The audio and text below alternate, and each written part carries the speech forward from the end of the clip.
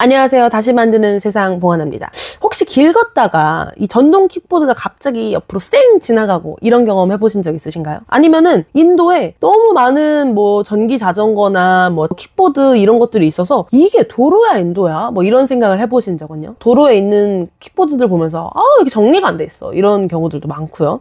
이런 혼란을 다룬 토론회가 국회에서 있었습니다. 바로 개인형 이동장치, 그러니까 제적 토론회입니다. 여기서 말하는 PM, 개인형 이동장치라는 게 뭐냐면 개인이 말 그대로 교통수단으로서 쓰는 어떤 장치들을 의미해요. 그래서 뭐 대표적으로는 뭐 전동 킥보드가 있을 수도 있고 전기 자전거 이런 것들을 이제 통칭할 수 있습니다. 그러니까 문제는 이게 뭐냐면 이런 기존에는 자전거 정도, 그러니까 인간의 힘으로 인간을 동력으로 활용해서 쓰는 자전거 정도만 있었는데 지금은 전기를 이용해서 개인이 자신의 어떤 운송과 교통을 활용하는 PM이 기하급수적으로 굉장히 빨리 늘었다는 겁니다. 그래서 관련된 뭐 법안이라든지 제도라든지 이런 게 준비가 제대로 돼 있지 않은 상태인 거죠. 그래서 개인형 미동장치를 어디로 다녀야 되면 도로로만 다녀야 되는지, 헬멧을 꼭 써야 되는지, 사고가 나면 난 지금 보험이 돼 있는 건지, 아니면 내가 사고를 치면 이게 뭐 어떤 식으로 해결해야 되는지, 굉장히 많은 분들이 이 법과 제도에 대한 이해도가 높지 않아서 실제로 법이 없는 경우도 있어서 많이 헷갈리는 부분이 있습니다. 그래서 시민의 불안이 굉장히 크고 안전의 위협도 있고 이런 것들이 굉장히 쌓여가고 있는 상황입니다. 그래서 국회에서 나온 질문이 뭐였냐면, 이제는 퍼스널 모빌리티, 개인형 이동장치에 대한 제대로 된 기준을 좀 만들 때가 됐다. 그래서 어떻게 보행자도 안심하고 타는 사람도 안전하고 빌려주는 사람도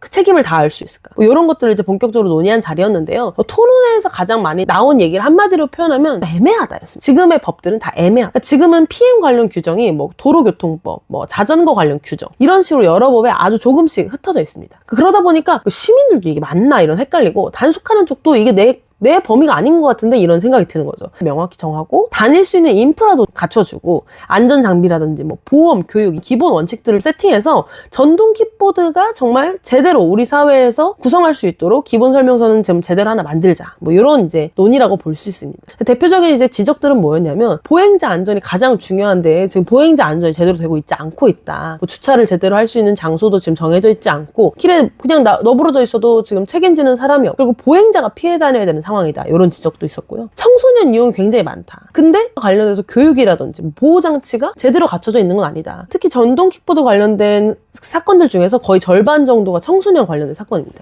그러다 보니까 이런 교육이라든지 보호장치가 정말 필요하다. 그리고 사고가 났을 때 제대로 된 보험이 없잖아요. 뭐 예를 들어 운전자 보험 같은 경우 내가 차를 타고다 사고가 나면 저를 운전자 보험으로서 케어를 해주잖아요. 근데 이런 건 그런 게 없는 거예요. 그러니까 민사로서 다 해결을 해야 되는 거죠. 그러다 보니까 사고 났을 때를 대비해서 뭔가 보험이 필요한 거 아니냐, 뭐 이런 논의들도 있었습니다. 근데 저는 토론회를 들으면서 방향이 뭔가 규제라든지 새로운 룰을 만드는 쪽으로 자꾸 가더라고요. 근데 이게 맞나 싶은 생각이 들어요. 왜냐면 이 전동 킥보드는 이미 우리 일상으로 와 있는데, 이유가 뭐냐면 너무나 일상에서 그냥 쉽게 탈 수 있고 어디든지 갈 수 있고 대중교통을 이용하는 것보다 개인 이동성을 더 용이하게 해준다는 측면이 있는 건데, 이거를 뭐 보험을 들어야 되고 면허를 따야 되고 특정 지역에만 갈 수 있고 이렇게 돼버리면 PM이 가지고 있는 특성 자체가 많이 줄어드는 경향이 있습니다. 이걸 어떻게 지혜롭게 해결할 것이냐라는 지점이 되게 중요하다고 생각하는데요. 저는 개인적으로 중국을 모델로 볼 필요가 있는 것 같아요. 중국은 퍼스널 모빌리티가 정말 어마어마하게 많이 사용되고 있습니다. 중국은 퍼스널 모빌리티 같은 뭐 오토바이부터 시작해서 그런 작은 단위의 교통수단이라고 할까요? 그런 것들이 다닐 수 있는 전용 길을 만들기도 하고요. GPS 기반으로 특정 장소에 들어가지 않으면 반납이 안 됩니다. 그리고 그 특정 장소를 주차장화 시켜놨어요. 그리고 길거리에 반납했을 때는 벌금을 굉장히 세게 물리는 거죠. 그러니까 그런 제도들을 적극적으로 활용하면 지금 널브러져 있는 킥보드라든지 이런 것들을 충분히 예방할 수 있다고 저는 생각하거든요. 그리고 헬멧이라든지 이런 것도 제대로 구비되어 있지 않은 경우도 너무 많은 것 같아요.